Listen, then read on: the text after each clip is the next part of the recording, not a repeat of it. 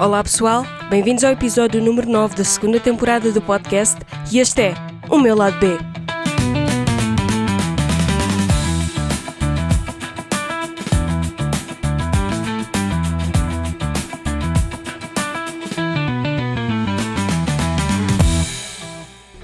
Já estamos aqui no nosso local habitual, sem ruídos de fundo.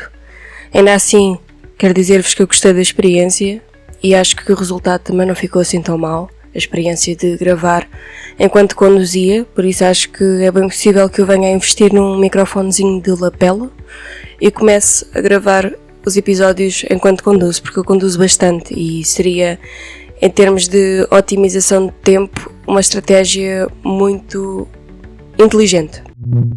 Bem, é oficial, Becky Isabel está mesmo grávida. Ela parece que vai arrebentar. Está mesmo gorda a um ponto assustador. Eu esta noite até sonhei com isso. Sonhei que ela paria e que paria tipo uns 14 gatos e foi perturbador. Eu depois tentava tratar dos gatos às escondidas, depois lembrei-me de ir dar banho aos gatos na banheira e fui descoberta. foi uma coisa assim um bocado estranha, mas eu acredito que ela esteja mesmo quase a dar à luz. A avaliar pelo tamanho da barriga, diria que sim. E vamos lá ver quantos netinhos é que eu vou ter, porque, bem, o tamanho da barriga dela é um tanto preocupante, digamos, e é uma gata pequena, por isso, não sei. Estou ansiosa para que esse momento chegue. Mas pronto, vamos lá então ao tema deste episódio. Eu acho que ultimamente tenho estado um bocado agressivo, no sentido de parece que só venho aqui criticar e falar das coisas com as quais eu não concordo no mundo ou na sociedade. Estou a sentir que passo a imagem de ser daquelas pessoas constantemente inconformadas com tudo, que discordam de tudo, que sentem-se sempre à parte da maioria da sociedade, ainda que em parte isso não seja totalmente falso. Eu também não sou dessas pessoas que está sempre a criticar os outros. Quer dizer, pensando bem no assunto, eu sou bué chata, eu sou um bocado chata, realmente. Tenho a mania de estar sempre à procura de coisas que as pessoas não fazem bem para que eu não as faça. E nesse sentido tendo a ser um bocado crítica. Mas isso não é o que me define. Eu até me considero uma pessoa bastante alegre, considero-me uma pessoa que está, inclusive, talvez até em demasia, a ver o lado bom da vida e não o lado que não se enquadra, o lado da vida em que eu não me enquadro. Por isso vou ter isso em conta nos próximos episódios, porque sinto que já estava a ser demasiado, que estava a apresentar constantemente uma perspectiva crítica dos temas, nomeadamente no tema da inteligência artificial, no tema dos reality shows, e noutro tema, ou noutros temas que tenho estado a preparar e investigar. Tenho sentido que tenho tido constantemente uma visão de discordância e eu não criei este podcast para vir aqui criticar tudo e todos. Não é esse o objetivo. Então quero ter mais atenção a isso e por causa de ter tomado essa consciência decidi espontaneamente mudar o tema que eu tinha previsto para este episódio e vamos falar de algo um bocadinho mais leve e, quer dizer, não é leve, é uma questão profunda, mas não é com a mesma aparente perspectiva de discordância sobre algum tema. Vamos falar sobre várias reflexões que eu tenho sobre este tema, vou fazer algumas questões, vou falar da minha experiência e o meu objetivo é que vocês se questionem também. Esse sim é o objetivo deste podcast, é através das minhas dúvidas existenciais vocês terem dúvidas existenciais também. Vou começar por partilhar a minha experiência e acredito que certamente alguém se vai identificar. com algumas das coisas que eu vou relatar aqui, se não muitas das coisas que eu vou relatar, por vários motivos, e também vamos falar desses motivos. E como já puderam ver no título, já podem estar um bocadinho à espera sobre o que é que vamos falar hoje. Portanto, este tema começa a ser importante para mim por volta dos meus 15 anos, 15, 16, que é a altura em que normalmente, pelo menos aqui em Portugal, é uma idade na qual estamos na transição entre o ensino do terceiro ciclo e o secundário. E, portanto, é uma fase em que temos que tomar uma decisão extremamente importante, regra geral, para as nossas vidas, que é o curso que vamos tirar no ensino secundário. Isto foi uma questão que me assombrou durante muito tempo, a um ponto inclusive de me atirar para uma grande depressão durante muitos meses, porque no meu caso particularmente, passa a redundância, eu sempre fui uma pessoa que gostou e gosta de fazer diversas coisas. Eu divido-me em vários interesses, várias paixões. Eu gosto de fazer tudo. É uma cena muito complicada, porque é uma constante paixão pela vida. E isto faz com que eu acabe por ter uma capacidade de me adaptar a vários contextos diferentes, faz com que eu desenvolva capacidades de fazer várias coisas diferentes, faz com que eu, aos olhos das pessoas, tenha capacidades para fazer bem várias coisas diferentes, mas aquilo que pode não ser tão óbvio para essas pessoas é que, na minha perspectiva, eu constantemente sinto que não tenho capacidades para fazer bem uma única coisa. É como se eu conseguisse adaptar-me a vários caminhos diferentes e por causa disso eu nunca chego a encontrar o meu caminho. E isto é uma questão que, quando somos confrontados com uma decisão tão importante como tirar um curso no ensino secundário numa certa área, isto, para quem leva as coisas a sério, para quem encara com seriedade esta etapa da vida, é uma decisão muito complicada, porque eu só descobri o que é que queria fazer da minha vida há pouco tempo, há poucos anos, talvez há uns 2, 3 anos, e então até aqui foram várias tentativas de descobrir qual era o meu caminho, de achar que encaixava várias vezes, quando na verdade não encaixava. Foi por várias tentativas até uma questão de me diminuir para encaixar num certo sítio que na verdade eu depois vim a descobrir que não era o meu. E compreender isto nessa altura da minha vida, dos 15 anos, foi muito complicado. E eu fiz os testes psicotécnicos, nem me lembro qual é que foi o resultado, mas agora chegamos a um dos grandes problemas, na minha opinião, que faz com que tantos jovens estejam com, acredito eu, as mesmas questões que eu tive nesta altura.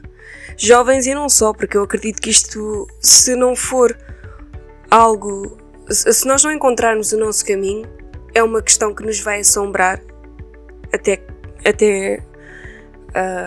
que o encontremos, não é? E isto pode ser inclusive na vida adulta e até já numa fase sénior da nossa vida. E um dos principais problemas, na minha opinião, que contribui para este conflito, não necessariamente de identidade, mas não excluindo o conflito de identidade, mas é um conflito interno. E é um conflito interno muito grande e que não deve ser desvalorizado. Então, pela terceira vez, um dos principais problemas, na minha opinião, é o sistema de ensino tradicional.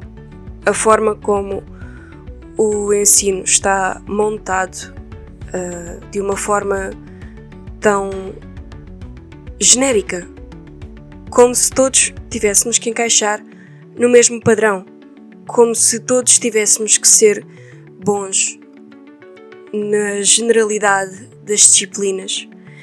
E curiosamente, pelo menos agora é assim e nos últimos bons anos sempre foi assim. Portanto, se um aluno tiver negativa a português ou a matemática, ele vai chumbar. E eu não sou apologista de menosprezar o ensino, portanto eu acho que nunca fui aquela aluna baldas ou aquela aluna que não estudava e não se aplicava, nunca fui marginal, mas porquê é que temos que ser todos bons nas mesmas coisas? E porquê é que não podemos ter dificuldades em matemática e em português? Porque se tivermos essas dificuldades e não conseguirmos ter a chamada nota positiva, perdemos um ano da nossa vida. E se eu tiver capacidades e notas para ter um alto rendimento num desporto e não tiver capacidades assim tão desenvolvidas ou tanta facilidade nessas duas disciplinas, por exemplo, eu vou perder um ano, sendo que a minha paixão, o meu talento, o meu dom é noutra coisa que, se eu me pudesse focar muito mais, eu teria a vida feita. Estamos a falar num cenário muito específico, claro, e eu sei que existem professores, graças a Deus, que facilitam muito algumas questões como essa, que compreendem que compreendem e são empáticos e ajudam quando o aluno tem dificuldades. E também sei que existe um modelo de ensino específico, por exemplo, para alunos do Conservatório de Música, que permite que tenham um ensino articulado já em conjunto com a música, mas e o resto da malta? E porquê é que só pode ser com alunos? Porque se um aluno tiver grandes capacidades musicais, capacidades muito promissoras a nível musical, mas infelizmente não tiver conseguido entrar no conservatório, porque as vagas do conservatório, regra geral, são muito limitadas, e eu sei disto porque presenciei, por isso é que eu também estou a falar destas coisas, presenciei o quão difícil é, em vários locais, entrar no conservatório de música. E também sei que para o desporto também há essa ABBzinha, que se o aluno tiver uma prova ou uma competição qualquer, uma saída de campo em que tenha que ir no contexto do desporto, que eles depois são destacados existe uma declaração para os atletas promissores, muito promissores. E depois eu acho que existe algumas abébias relativamente à escola, mas não sei exatamente como é que isso funciona. Ainda assim, eu acho que o modelo de ensino tradicional falha muito nisto, parece que nos tenta moldar como se fôssemos todos iguais, e nós não somos todos iguais.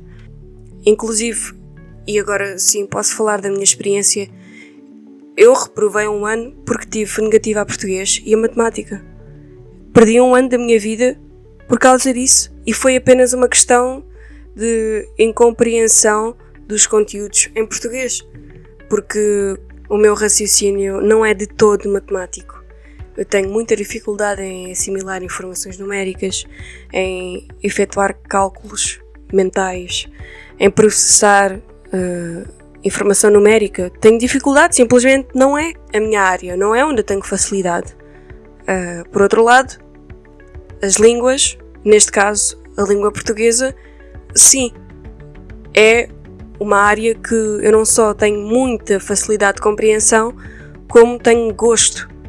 E foi, de certa maneira, foi preciso eu chumbar um ano, perder um ano da minha vida para conseguir superar as dificuldades daquele momento a uma disciplina.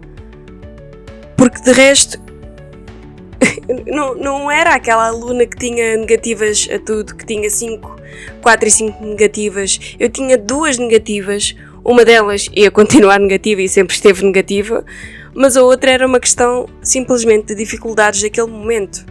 E isso foi uma coisa que me custou mesmo muito. Foi uma das fases mais difíceis da minha vida. E inclusive nessas idades é uma idade em que parece que o mundo vai acabar. E durante muitos meses foi isso que eu senti. Eu simplesmente perdi a luz. Estava a repetir um ano por algo que tipo, eu simplesmente naquele momento não estava a corresponder àquilo que o modelo de ensino me obrigava e esperava de mim. Claro que desta forma eu tive a oportunidade de dar a volta por cima, de ir aos apoios à disciplina de português, porque matemática esqueçam, né? Mas mesmo assim eu estava lá. Desta forma eu tive a oportunidade de aprender realmente aquilo que, neste caso, eu sinceramente acho que foi falta de atenção. Aquilo que eu não tinha aprendido antes, por pura incompreensão. Simplesmente não compreendi. Ou por falta de atenção, que eu acho que foi, ou sei lá, por algum motivo eu não aprendi aquilo, não compreendi, o meu cérebro não assimilou. Mas assim que eu voltei a olhar para aquilo do zero, imaginem, como é que eu vejo a coisa? Estamos a aprender a história do mundo e começamos numa aula em que já vamos tipo a meio da história, decidimos que vamos começar a prestar atenção. Vai ser muito mais complicado do que começar de novo. Então eu sentia constantemente que cada vez que eu tentava aprender aquilo, já estava a meio e não conseguia compreender. O meu raciocínio é muito metódico. Então eu preciso de ver as coisas do início, passar pelo meio e ir até ao fim. E isto é tipo no geral. Eu não consigo começar a ouvir um podcast a meio. Se por algum motivo aquele podcast chamou a minha atenção, eu vou ver todos os episódios do início. Regra geral é assim. Desde o início vou passar por tudo. Se alguma série me chama a atenção, vou até aos primeiros episódios da série, começo aí. Pode ter as temporadas que tiver, mas é método. E porque senão o meu raciocínio não processa a lógica. E tipo, eu sou assim. E não acho justo ter perdido um ano da minha vida apenas por causa de uma disciplina que eu não estava a compreender bem. Conseguem, portanto, imaginar a carga de ansiedade que eu tive desde aí, porque sentia sempre que tinha a corda ao pescoço e houve vários momentos em que eu, até terminar o 3º ciclo, por exemplo, lembro-me que tive, eu acho que tive uma negativa num teste de português, mais para eu não tenho a certeza, mas eu acho que foi no 9º ano. E eu voltei a sentir a corda ao pescoço. E voltar a reviver aquele pesadelo, estar sempre na corda bamba, porque matemática esqueçam, não é? Então a minha única aposta era o português. Se as coisas corressem mal, se eu vacilasse, voltava a repetir o pesadelo por causa de uma disciplina que não podia estar no mesmo barco que a outra. Não podemos ter negativa a português e a matemática. E tipo, podemos perder um ano da nossa vida por causa disso. E lá está, é aqui que vamos dar aquela conclusão que eu estava a tentar dar no início deste tema, que é a pressão com a qual crescemos para sermos todos bons na mesma coisa, para sermos todos bons da mesma maneira, com o mesmo método. E eu não vos vou dizer que tenho a solução para este problema social, para já, porque isto é só a minha opinião. Eu acho que é um problema social, mas é uma opinião, não é um facto. Vale o que vale. Eu não vos vou dizer que tenho a solução, que devia ser assim ou assado, mas posso-vos dizer sim, não sendo apenas mais do que a minha opinião, posso-vos dizer sim que há muitas coisas que eu acho que não deviam ser assim. E além das horas que já passamos na escola, nessa fase de vida que é tão preciosa, ainda levamos trabalho para casa. E não estou a falar só dos TPCs, estou a falar de outros tipos de trabalho. E é uma altura da vida, é provavelmente a única altura da vida em que nós nos podemos focar em procurar coisas que gostamos de fazer, procurar hobbies, procurar talentos. E isto seria naturalmente no horário pós-laboral, no horário após a escola, e simplesmente não dá e cada vez menos dá, porque existe uma sobrecarga tão grande que quase não sobra tempo para mais nada, e o pouco tempo que sobra exige uma grande gestão de tempo que nessa altura da vida é muito difícil de ter, e naturalmente um dos lados vai pecar, seja a disponibilidade mental, física, para aquele hobby, para aquele desporto, para aquele instrumento que estamos a tentar aprender, não vai ser a mesma, porque estamos sobrecarregados de outro lado. E se não for assim, é o contrário. Portanto, se eu realmente estou a gostar de fazer aquela atividade e vou-me dedicar e depois não vou ter essa dedicação no lado do ensino tradicional, depois aí é o ensino tradicional que vai ficar, o resultado vai ficar prejudicado. Mas é esse lado que me pode atrasar anos de vida, caso eu não corresponda àquilo que o ensino tradicional espera de mim ou quase que me obriga a ser. E então as minhas paixões vão ser adiadas porque na fase mais importante da minha vida e na fase mais livre da minha vida, em que não há a responsabilidade de ter que trabalhar, não há, salvo seja, não é? Porque em muitos casos há, mas o natural seria não haver. Nessa fase da vida em que eu teria mais disponibilidade a todos os níveis, é quando eu estou ocupada. E após essa fase da vida, o que é que vem? O trabalho. Portanto, acaba por haver muito pouco tempo para procurarmos o nosso caminho. Eu não estou a dizer que o ensino tradicional, ou, portanto, por outras palavras, a escola, deveria ficar para trás. Eu só acho é que o ensino tradicional ou a escola deveriam ajudar-nos um pouco mais a não deixar de lado aquilo que realmente nós poderemos ser bons a fazer e simplesmente não temos tempo para descobrir. Portanto, eu aos 15 anos passei por este conflito. Eu investiguei vários cursos, dos vários cursos disponíveis, e depois também surgiu aquela grande questão que é ir para um curso científico ou humanístico ou ir para um curso profissional. Mas a fama dos cursos profissionais é que os alunos do curso profissional são baldas e depois aquilo não dá para ir para a universidade, e se não vais para a universidade já foste, não vais ter futuro, não vais ter estudos, e não é assim. Eu felizmente acabei por ir para um curso profissional e não me arrependo de nada.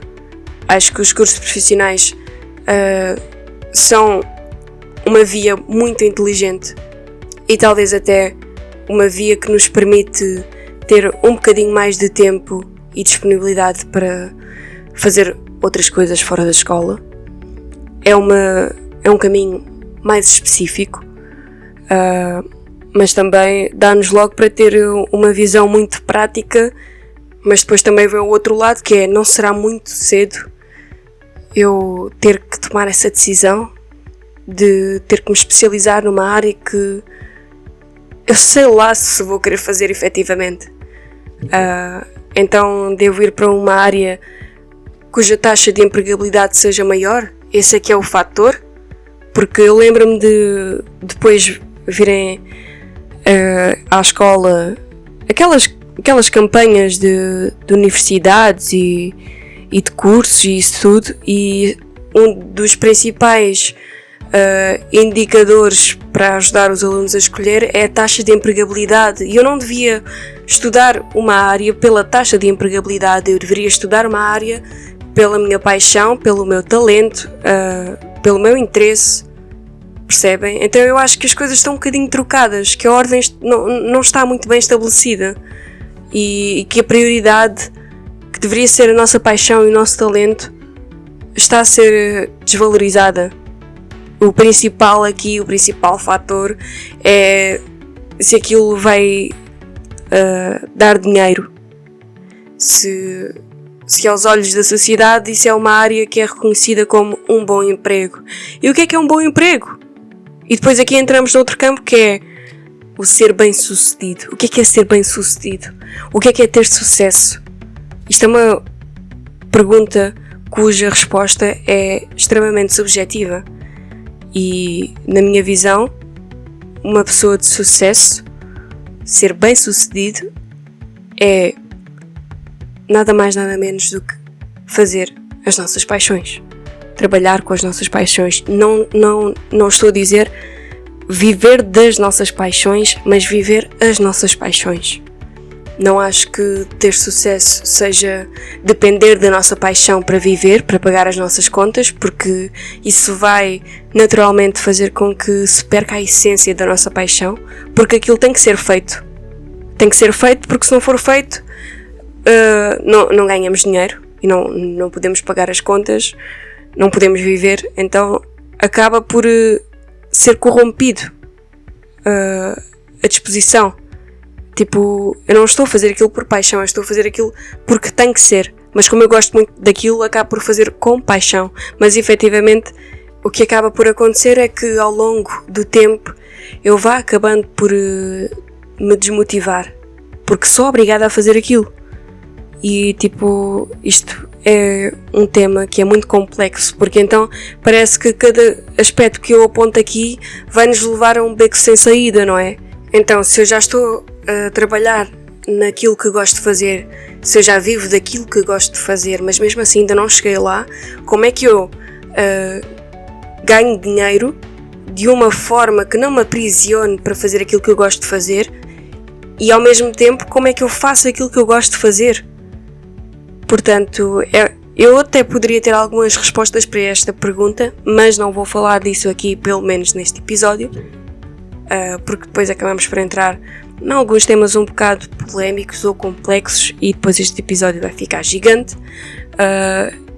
E eu também provavelmente acabarei por falar sobre esses temas noutro episódio, mas isto para dizer que tantas e tantas vezes eu senti-me sem saída e senti que tive a chamada crise dos 30 aos 15 anos e foi algo muito difícil de lidar e que eu ainda durante muitos anos estive a tentar decifrar. Durante muitos anos eu não sabia o que é que queria fazer. Estava a tirar um curso profissional, sim, mas não era aquilo o meu grande sonho, sabem? Não era a minha grande paixão. Era algo que eu gostava de fazer, sim. E foi algo que inclusive deu-me muitas ferramentas para hoje trabalhar com as minhas paixões. Foi uma área muito bem escolhida, mas talvez eu, sabendo hoje aquilo que sei, talvez pudesse ter aproveitado para tirar um curso numa área um bocadinho mais específica na minha paixão. Mas tudo bem, felizmente para mim não é um problema, mas acredito que para muitas pessoas possa vir a ser, porque acabam por não ter a formação naquela área que gostam realmente e depois têm uma formação numa área tipo nada a ver. Mas, eu com a idade que tenho continuo a descobrir paixões ardentes por coisas que eu desconhecia totalmente e desconheci durante a maioria da minha vida, que só agora com a idade que tenho é que descobri que tinha essa paixão e constantemente eu sinto que estou a chegar tarde a essas paixões, sabem? E é um sentimento muito frustrante que se eu sinto agora eu nem quero imaginar daqui a uns 10 ou 15 anos, em que realmente aí a idade já começa a ser algo que me possa de facto condicionar seriamente alguma paixão que eu venha a descobrir com essa idade. E até chegar realmente à conclusão de para que é que eu sirvo, porque isto foi uma questão muito presente na minha vida, de o que é que eu estou aqui a fazer, para que é que eu vim ao mundo, qual é que é o meu caminho, até chegar a estas conclusões, passei por várias tentativas, como já referi, e parecia que constantemente, quando eu tentava seguir um caminho paralelo, um caminho que não estava tão alinhado, era quando eu tinha mais vontade de fazer uma certa coisa. Aquela coisa. E se isto vos acontece, percebam que provavelmente a resposta está aí. Se também se encontram com estas dúvidas existenciais, com estes conflitos internos, tentem olhar para onde é que o vosso coração vos leva, porque às vezes temos a resposta à nossa frente, simplesmente não a conseguimos ver ou não lhe damos tanta importância. E isto aconteceu-me várias vezes, de eu estar a começar um trabalho novo, estar a encher a minha rotina com outras atividades que não estavam propriamente ligadas àquilo que o meu coração queria fazer, aquilo que a minha essência me pedia. Era nesses momentos que eu me sentia deprimida, que eu sentia que não tinha vontade de fazer aquela coisa. Era nesses momentos que os meus pensamentos eram inundados com ideias para aquela coisa que eu realmente quero fazer. Eram nesses momentos que essa paixão não me saía da cabeça, em que, inclusive, lembro-me particularmente de um trabalho temporário que eu tive, e era um trabalho que me obrigava a levantar de manhã cedo. E como eu acho que já falei aqui, eu sou uma criatura da noite. E quando nós tentamos contrariar a nossa essência, as coisas simplesmente correm mal. Nós simplesmente não nos sentimos bem. E durante alguns meses, durante os meses em que eu estive neste trabalho, que contrariava a minha essência, que ocupava o tempo que eu poderia estar a dedicar ao meu grande projeto, e que eu não me identificava tanto com aquilo que estava a fazer, não tinha tanto gosto com aquilo que estava a fazer, eram nestes momentos que eu pensei, e inclusive cheguei à conclusão de que assim que isto acabar, assim que este trabalho temporário acabar, eu não vou perder mais tempo e eu vou começar a trabalhar no meu projeto. Foi preciso eu passar por esta tempestade para vir a conclusão. Portanto, às vezes é no período de caos que vêm as respostas. Se não vêm essas respostas através, ou melhor, se nós não estamos a conseguir ver essas respostas estando confortáveis, às vezes é preciso passar por um período de grande desconforto para percebermos realmente o que é importante, o que é que nós gostaríamos de estar a fazer agora que não podemos fazê-lo. É nesses momentos que muitas vezes vêm as respostas mais importantes e pelas quais já estamos à procura há muito tempo. Afinal de contas, nós trabalhamos tanto, estamos constantemente a dedicar o nosso tempo, ou melhor, a vender o nosso tempo para desenvolver o projeto de outras pessoas. E o que é que sobra daí para as nossas paixões? Existe uma frase que mexeu muito comigo nessa fase da minha vida, que diz: essa pressa toda é para ser feliz? Portanto, eu quero perguntar-vos também, e quero convidar-vos a partilhar, a refletirem também, se esta correria toda, que parece que não tem fim, se este gasto de energia tão grande que temos diariamente, porque temos que trabalhar, se isso tudo pelo menos está a fazer-nos feliz, ou está a encaminhar-nos para onde realmente queremos ir. Se é que nós já sabemos sequer para onde é que queremos ir. Também posso partilhar uma reflexão que uma vez ouvi por aí, que nunca mais me esqueci, que foi: sabem onde é que chega alguém que não sabe para onde quer ir? Não sei onde. E sabem quantos desses que não sabem para onde querem ir é que chegam a algum lugar? Não sei quantos. Portanto, a grande reflexão daqui é que se estivermos a caminhar simplesmente sem sabermos para onde é que queremos ir, vamos chegar a algum lugar qualquer. Não vos sei dizer onde, mas a algum lugar vamos chegar. Será que é o lugar aonde queremos chegar? Portanto, se vocês estão a passar por isto de simplesmente estarem ao sabor do vento, comecem por tentarem perceber onde é que estão. E a partir daí procurarem as respostas do que é que gostam de fazer e tentarem encontrar o vosso caminho e não desistirem disso. Porque eu passei pelas fases em que quase desisti, ou em que desisti mesmo, mas felizmente o meu caminho veio-me buscar quando eu senti que estava perdida. E eu, como eu referi no último episódio, eu acredito muito no destino, mas também acredito que nós temos constantemente o poder de decidir o que fazer. Então existe um equilíbrio universal entre o chamado livre-arbítrio e o destino. E isto pode ser incoerente, mas ao mesmo tempo eu sinto que de alguma forma estes dois princípios contraditórios, de que a nossa história já está escrita, mas que somos nós que temos a caneta na mão e podemos escrevê-la da maneira que nós quisermos a qualquer momento, se encontram. E acho que o nosso coração sabe sempre o que fazer. Por outras palavras, as nossas paixões estão constantemente a guiar-nos, ou deveriam. Se algo nos faz sentir bem, não precisamos de muito mais sinais. Está aí a resposta. É simples. Nós é que temos a tendência para complicar. E quando estamos em conformidade com a nossa essência, as coisas acontecem. Este foi o episódio de hoje. Espero que saiam daqui com, não necessariamente uma resposta, mas pelo menos alguma questão. Espero que tenham gostado. E este foi o meu lado B.